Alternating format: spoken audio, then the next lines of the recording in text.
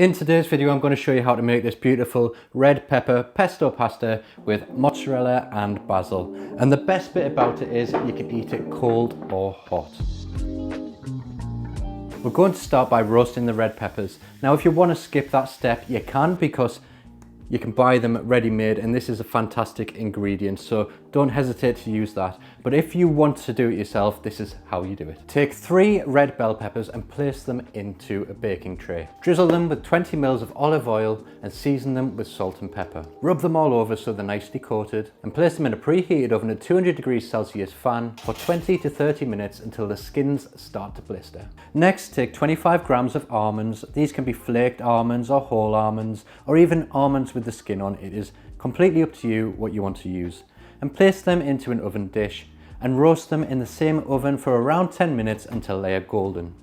If you want to do this in a frying pan, you can, but keep an eye on them because they can catch and burn a little bit easier. While your peppers and almonds are roasting in the oven, peel 2 cloves of garlic and then finely grate 30 grams of Parmesan on a microplane. Once your almonds are ready, just remove them from the oven and leave the peppers to carry on roasting. Take the peppers from the oven and you can remove the skins if you want. This will result in a smoother pesto, or you can leave them on. I like to leave them on. But if you want to take them off, cover them with some kitchen foil and that'll allow the peppers to sweat, and leave them for 10 to 20 minutes, and this will just make it easier to remove those skins when it comes to doing it. Then just gently peel the skins off with your fingers. Next, cut your peppers up into large chunks and remove the seeds and the stem from the peppers.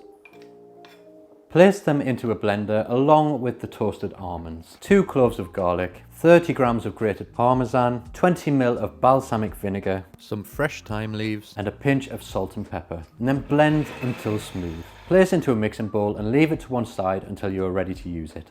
You can store the pesto in the fridge in a jar or container for up to 3 days, or you can freeze it for up to 3 months.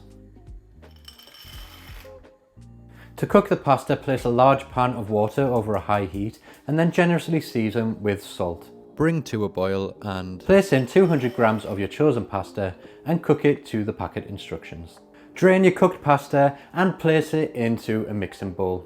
Spoon over your red pepper pesto and mix everything together until fully coated. To serve, spoon your pasta onto a plate or bowl and tear over some mozzarella cheese. Scatter over some freshly picked basil leaves and then finish with a drizzle of extra virgin olive oil. So that's how I make this delicious red pepper pesto pasta. I hope you enjoy making this one. Thanks for watching and I'll see you in the next video.